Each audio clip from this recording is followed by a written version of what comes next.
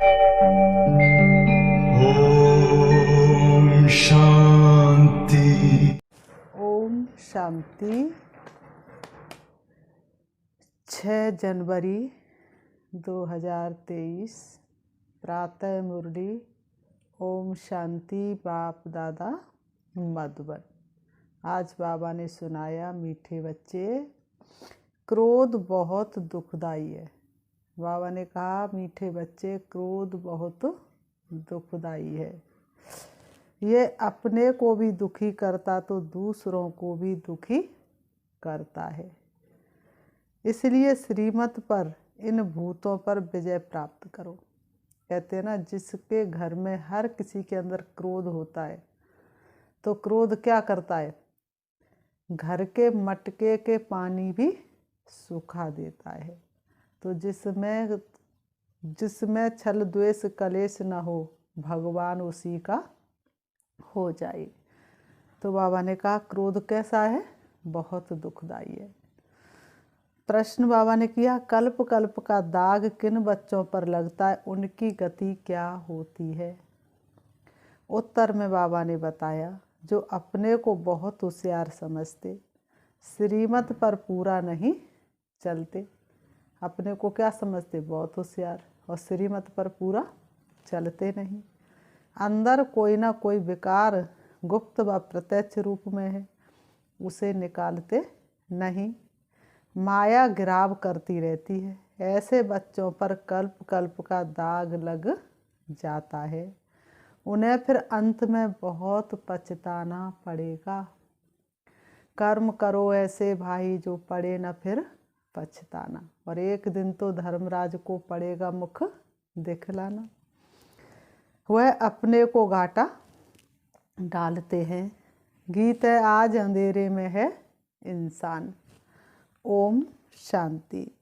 बच्चे जानते हैं, बाबा ने कहा, बच्चे जानते हैं कि बेहद का बाप, जिसको हेवनली गॉड फादर कहा जाता है, वह सबका बाप है।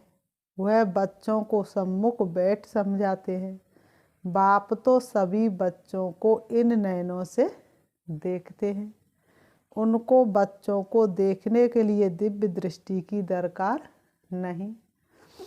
बाप जानते हैं, परम धाम से बच्चों के पास आया हुआ हूँ। ये बच्चे भी यहाँ देहधारी बन पाठ बजा रहे हैं। इन बच्चों को सम्मुख बैठ पढ़ाता हूँ।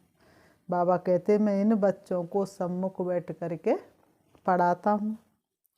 बच्चे भी जानते हैं, बेहद का बाप, जो स्वर्ग की स्थापना करने वाला है, वह फिर से हमको भक्ति मार्ग के धक्कों से छुड़ाए हमारी ज्योति जगा रहे हैं।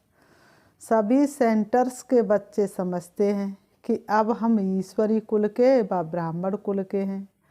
सृष्टि का रचता कहा जाता है परम पिता परमात्मा को। सृष्टि कैसे रची जाती है, वह बाप बैठ समझाते हैं। बाबा ने कहा, सृष्टि कैसे रची जाती है, ये बाप बैठ समझाते हैं। बच्चे जानते हैं, माता पिता बगैर कभी मनुष्य सृष्टि रची नहीं जा सकती। ऐसे नहीं कहेंगे कि पिता द्वारा सृष्टि रची जाती है, नहीं। गाया ही जाता है, तुम मात पिता हम बालक तेरे, और तेरी कृपा से सुख घनेरे। ये माता पिता सृष्टि रचकर फिर उन्हों को लायक बनाते हैं। ये बड़ी खूबी है। ऐसे तो नहीं ऊपर से देवताएं आकर धर्म स्थापन करेंगे। जैसे क्राइस्ट क्रिश्चियन धर्म की स्थापना करते हैं, तो क्राइस्ट को भी क्रिश्चियन लोग फादर कहते हैं। अगर फादर है तो, बाबा ने कहा, अगर फादर है तो मदर भी जरूर चाहिए।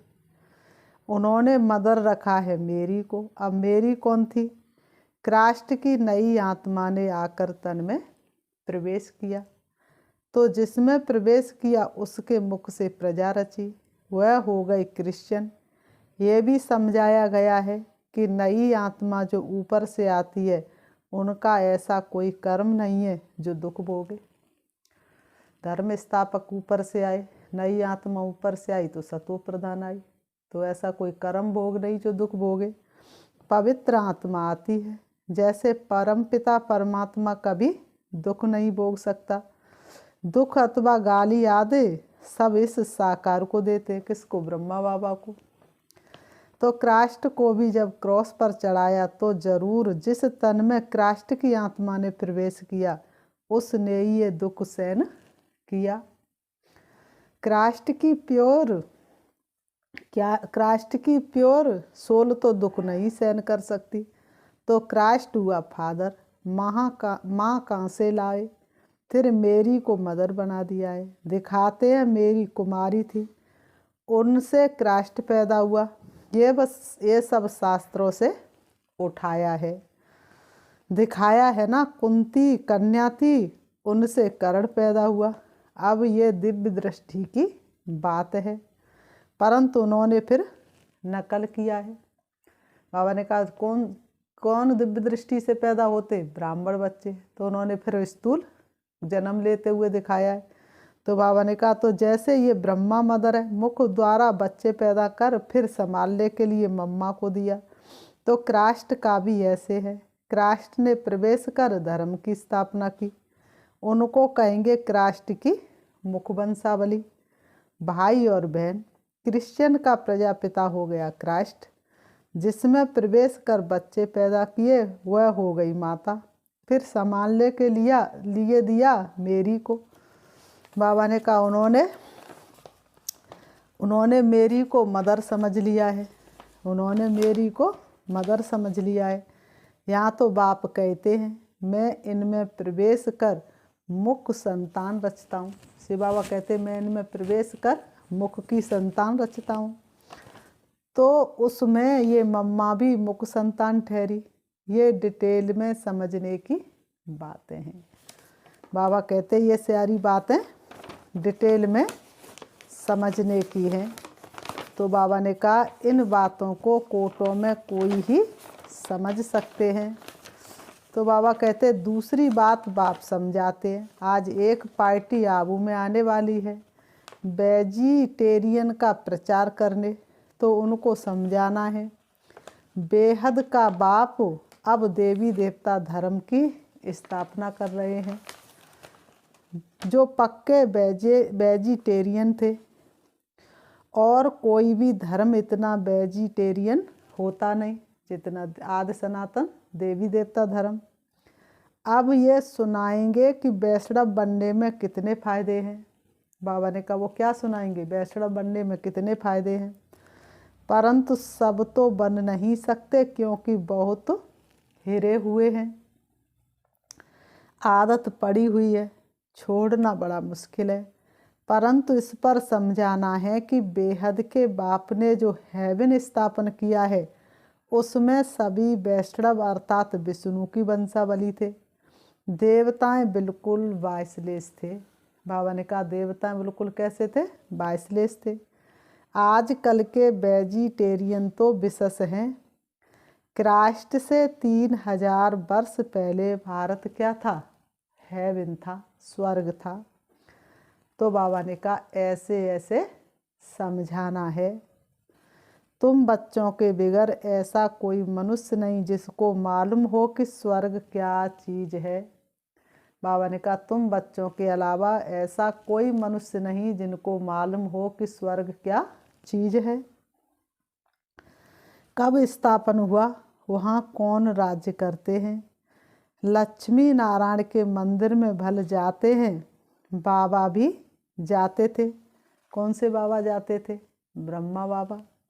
परंतु ये नहीं जानते कि स्वर्ग में इनों की राजधानी होती है। सिर्फ महिमा गाते हैं, परंतु उन्हों को किसने राज्य दिया कुछ भी पता नहीं। अब तक बहुत मंदिर बनाते हैं क्योंकि समझते हैं लक्ष्मी ने धन दिया है, इसलिए दीपमाला पर व्यापारी लोग लक्ष्मी की पूजा करते हैं। इन मंदिर बनाने वालों को भी समझाना चाहिए। जैसे फॉरेनर्स आते तो उनको भारत की महिमा बतानी चाहिए कि क्राइस्ट से 3000 वर्ष पहले भारत ऐसा वेजिटेरियन था, ऐसा कोई हो नहीं सकता। उनमें बहुत ताकत थी। गॉड गॉडेज का राज्य कहा जाता है। अब वही राज्य फिर से स्थापन हो रहा है। ये वही समय है। बाबा ने कहा ये वही समय है। शंकर द्वारा विनाश भी गाया हुआ है। फिर विष्णु का राज्य होगा। बाप द्वारा स्वर्ग का वर्षा लेना हो तो आकर ले सकते हो। योग के मार्ग पर हम बुलाते तुम्हें, आओ भाई बनो राजयोगी, आओ बहनों बनो राजयोगी। रमेश उषा दोनों को सर्विस का बहुत शौक है। ये वंडरफुल जोड़ा है। सब जानते हैं ना रमेश भाई और उषा बहन को। उनका कैसा विवाह हुआ था? गंधर्वी विवाह हुआ था। तो बाबा ने कहा ये कैसा जोड़ा है? वंडरफुल जोड़ा है। बहुत सर्विसेबल हैं। देखो नए नए आते हैं तो पुरानों से भी तीखे चले जाते हैं। बाबा युक्तियाँ बहुत बताते हैं। बाबा युक्तियाँ तो बहुत बताते हैं, परंतु कोई ना कोई विकार का नशा है तो माया उछलने नहीं देती है। कोई में काम का थोड़ा अंश है। क्रोध तो बहुतों में है। बाबा ने कहा क्रोध तो बहुतों में है, परिपूर्ण कोई बना नहीं है। बन रहे हैं। माया भी अंदर काटती रहती है। जब से रावण राज्य आरंभ हुआ है तब से इन चूहों ने कुतरना काटना शुरू किया है। अब तो भारत बिल्कुल ही कंगाल हो गया है। माया ने सबको पत्थर बुद्धि बना दिया है। अच्छे अच्छे बच्चों को भी माया ऐसे घेरती है जो उन्हों को पता नहीं पड़ता कि हमारा कदम पीछे कैसे जा रहा है। फिर सजीवनी बूटी सुंघाकर होश में लाते हैं। फिर क्या करते हैं भाई बहन? सजीवनी बूटी सुंघाकर होश में लाते हैं। क्रोध भी बहुत दुखदाई है। अपने को भी दुखी करता तो दूसरों को भी दुखी करता। कोई में गुप्त है, कोई में प्रत्यक्ष है। कितना भी समझाओ समझते नहीं है। अभी अपने को बहुत होशियार समझते हैं, पीछे बहुत पछताना पड़ेगा। कल्प कल्प का दाग लग जाएगा। श्रीमत पर चले तो फायदा भी बहुत है, नहीं तो घाटा भी बहुत है। मत दोनों की मशहूर है, श्रीमत और ब्रह्मा की मत। कहते ब्रह्मा भी उतर आए तो भी ये नहीं मानेगा। श्री कृष्ण का नाम नहीं लेते हैं। अब तो परमपिता परमात्मा खुद मत देते हैं। ब्रह्मा को भी उनसे ही मत मिलती है। बाप का बच्चों पर बहुत प्यार होता है। बच्चों को सिर कुल्ले चढ़ाते हैं। माँ बाप क्या करते हैं? बच्चों को सिर कुल्ले चढ़ाते हैं। बाबा ने कहा बाप की एम रहती है कि बच्चा ऊंच चढ़े तो कुल का नाम निकलेगा, परंतु बच्चा ना बाप की माने ना दादा की माने तो गोया बड़ी माँ की भी नहीं माना, उसका क्या हाल होगा? बात मत पूछो। बाकी सर्विसेबल बच्चे तो बाप दादा की दिल पर चढ़ते तो उनकी बाबा खुद महिमा करते हैं। तो उन्हों को समझाना है कि इसी भारत में विष्णु के घराने का राज्य था जो फिर स्थापन हो रहा है। अब वो बाबा फिर उसी भारत को विष्णुपुरी बना रहे हैं। तुमको बहुत नशा होना चाहिए। वह लोग तो मुफ्त अपना नाम निकालने के लिए माथा मार रहे हैं। खर्चा तो गवर्नमेंट से मिल जाता है। सन्यासियों को तो बहुत पैसे मिलते हैं। अभी भी कहते हैं भारत का प्राचीन योग सिखलाने जाते हैं तो झट पैसे देंगे। बाबा को तो किसी के पैसे की दरकार ही नहीं। ये खुद सारी दुनिया को मदद करने वाला भोला भंडारी है। मदद मिलती है बच्चों की। हिम्मते बच्चे मद दे बाप। बाबा ने कहा हिम्मते बच्चे मद दे बाप। जब कोई बाहर से आते तो हिरे हुए हैं, समझते आश्रम है कुछ देवे, परंतु तुमको बोलना है क्यों देते हो? ज्ञान तो कुछ सुना नहीं है, कुछ पता नहीं है। हम बीज बोते हैं, स्वर्ग में फल मिलना है। ये पता भी तब हो जब ज्ञान सुने, ऐसे आने वाले करोड़ों आएंगे। बाबा ने कहा तुम्हारे पास ऐसे आने वाले करोड़ों आएंगे। ये अच्छा है जो बाबा गुप्त रूप में आया है। श्री कृष्ण के रूप में आता तो रेती मुँह पे इकट्ठे हो जाते। अगर श्री बाबा श्री कृष्ण के रूप में आता तो मनुष्य रेती के मुँह पे इकट्ठे हो जाते, एकदम चटक पड़ते, कोई घर में बैठ ना सके। तुम ईश्वरी संतान हो, ये भूलो मत। बाप की तो दिल में रहता है कि बच्चे पूरा वर्षा लेवे। बाप के दिल में तो क्या रहता है? बच्चे पूरा वर्षा लेवे। स्वर्ग में तो ढेर आएंगे, परंतु हिम्मत कर ऊंच पद पाए। स्वर्ग में तो ढेर आएंगे, परंतु हिम्मत कर ऊंच पद पावे। ये कोटों में कोई ही निकलेगा। बाबा ने कहा ये तो कोटों में कोई ही निकलेगा।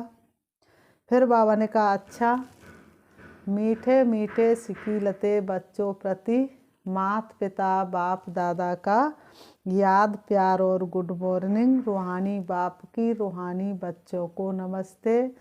हम रूहानी बच्चों की रूहानी बाप दादा को याद प्यार और नमस्ते नमस्ते नमस्ते। रात्रि क्लास पास्ट हो गया है, उनको रिवाज करने से जिनकी कमज़ोर दिल है तो उन्हों के दिल की कमज़ोरी भी रिवाज हो जाती है। जो बीत गया है और बीती हुई बातों को याद करने से कमज़ोर दिल वालों की कमज़ोरी भी रिवाज हो जाती है। इसलिए बच्चों को ड्रामा के पट्टे पर ठहराया गया है। बाबा ने कहा जो कुछ होता है सो ड्रामा में नूंद है। मुख्य फ़ायदा है ही किसका? बाबा ने कहा फ़ायदा किससे है? याद से। याद से ही आयु बड़ी होनी है। ड्रामा को बच्चे समझ जाए तो कब ख्याल न हो। ड्रामा में इस समय ज्ञान सीखने और सिखाने का चल रहा है। ड्रामा में क्या चल रहा है? ज्ञान सीखो और सिखाओ। फिर पाठ बंद हो जाएगा, ना बाप का ना हमारा पाठ रहेगा, ना उनका देने का पाठ ना हमारा लेने का पाठ होगा। ना बाबा का देने का होगा और ना ही हमारा लेने का होगा। पाठ का रील भरा हुआ है, हमारा पाठ नई दुनिया में हो जाएगा।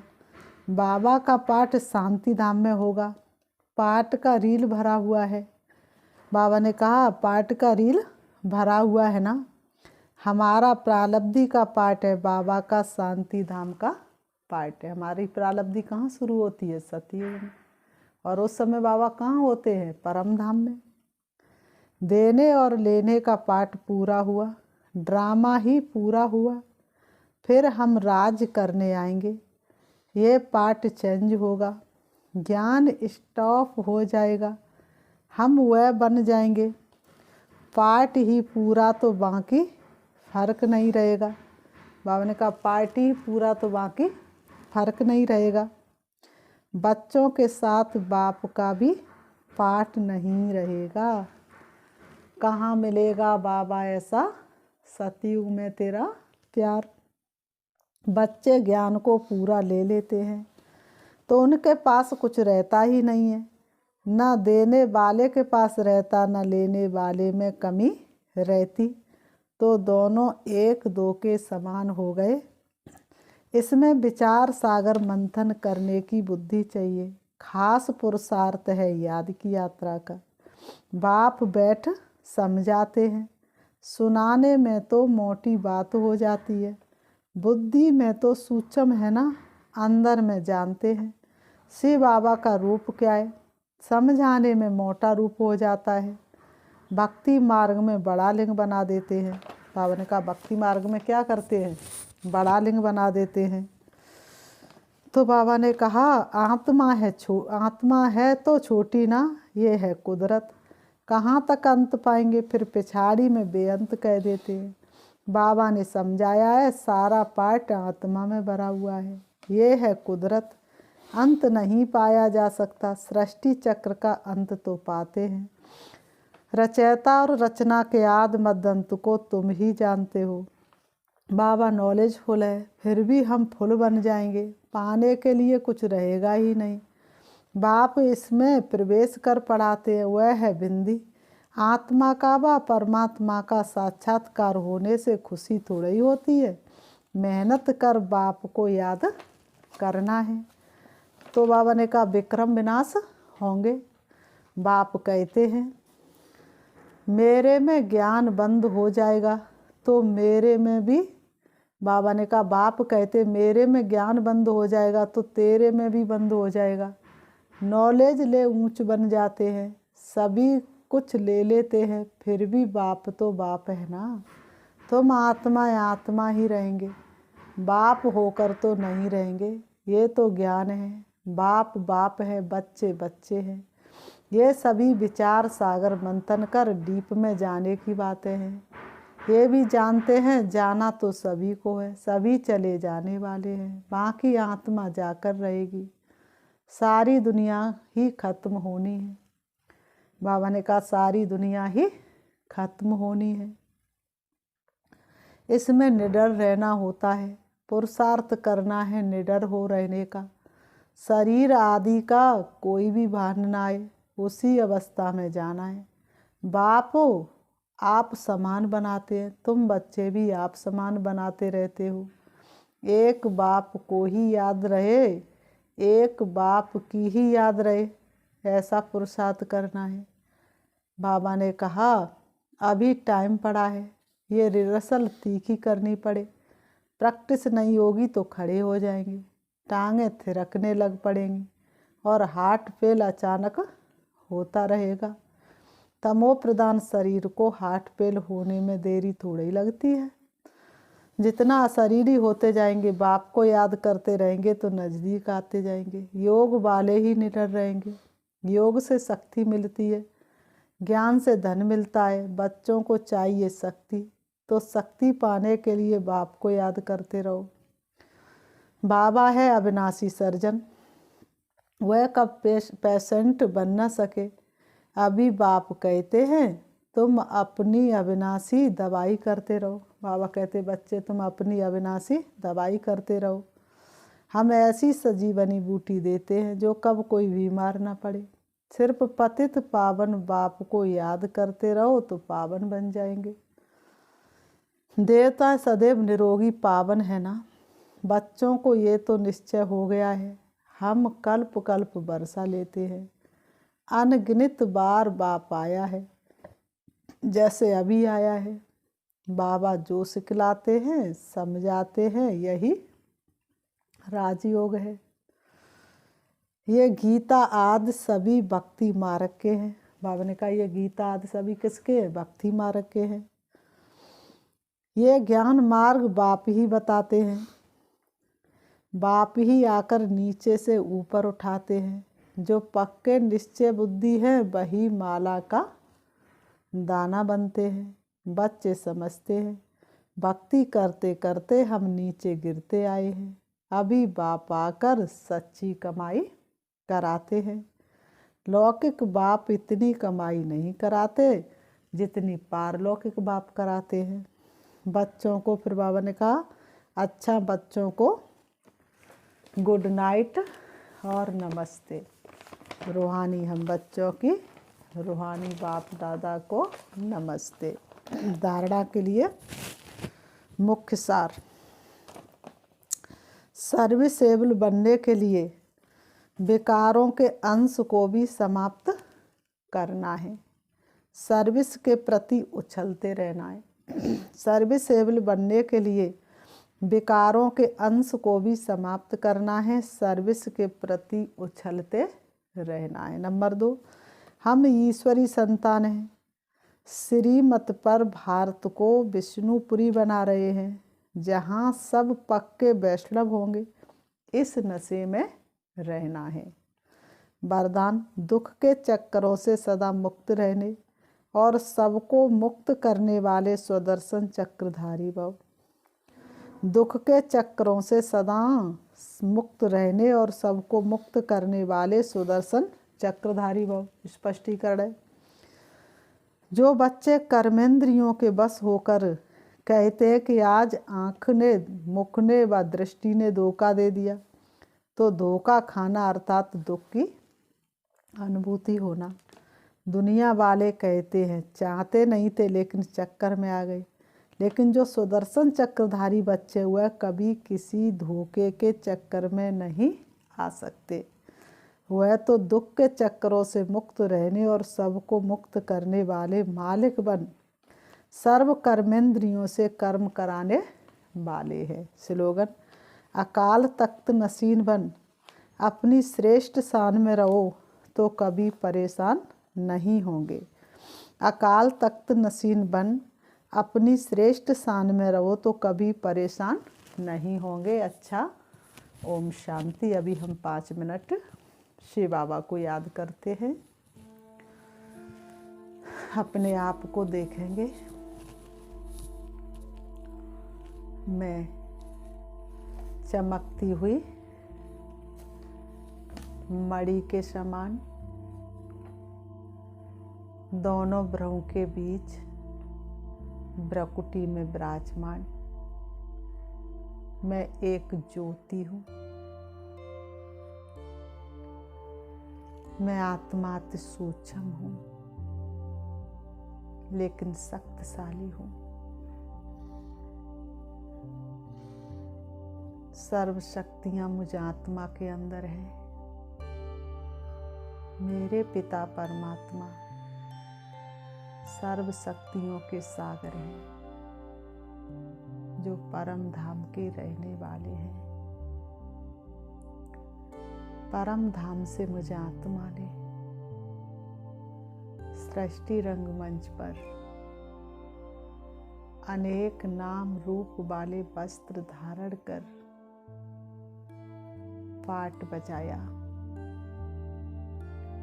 पाट बजाते बजाते मैं आत्मा कलाहीन हो गई, शक्तिहीन हो गई, अपने घर को भूल गई, अपने प्यारे पिता परमात्मा को भी भूल गई। शिव बाबा ने ब्रह्मा बाबा के तन के द्वारा मुझे सत्य ज्ञान सुना करके घर की और स्वयं की पहचान दी। मुझ आत्मा में जागृति आई। अब मैं आत्मा फिर से वही दिव्य गुण वाली देवता बनने के लिए अपने प्यारे पिता परमात्मा से शक्ति लेने के लिए इन देह रूपी वस्त्रों से अलग होकर उड़ रही हूँ। सूरज चांद सितारों से पार, सूक्ष्म वतन से भी दूर, अब मैंने प्रवेश किया हल्के सुनहरे लाल रंग के आसमान में, जहाँ चमकता हुआ दिव्य सितारा है, जहाँ सूरज चांद सितारों का प्रकाश नहीं है। परमात्म शक्तियाँ चारों तरफ फैली हुई है, प्रकाश ही प्रकाश है। मैं आत्मा शिव बाबा के सामने हूँ। उनकी शक्तिशाली किरणें मुझे आत्मा में समा रही है और मुझे आत्मा की खोई हुई शक्तियाँ फिर से वापस आ रही है। मुझे आत्मा के अंदर जागृति आ रही है, बुराइयाँ समाप्त हो रही है, कमी कमजोरियाँ समाप्त हो रही हैं और मैं आत्मा शक्तिशाली बनती जा रही है। शिव बाबा से शक्ति लेकर मैं वापस आ रही हूँ। परम धाम से नीचे मैं आत्मा सृष्टि रंगमंच की ओर आ रही हूँ। अब मुझे आत्मा का प्रकाश पहले से कई गुना ज़्यादा है। मैं आत्मा आ जाती हूँ सृष्टि रंगमंच पर। आकर के दोनों ब्रह्म के बीच भ्रकुटी में विराजमान हो जाती हूँ। ओम शांति, ओम शांति।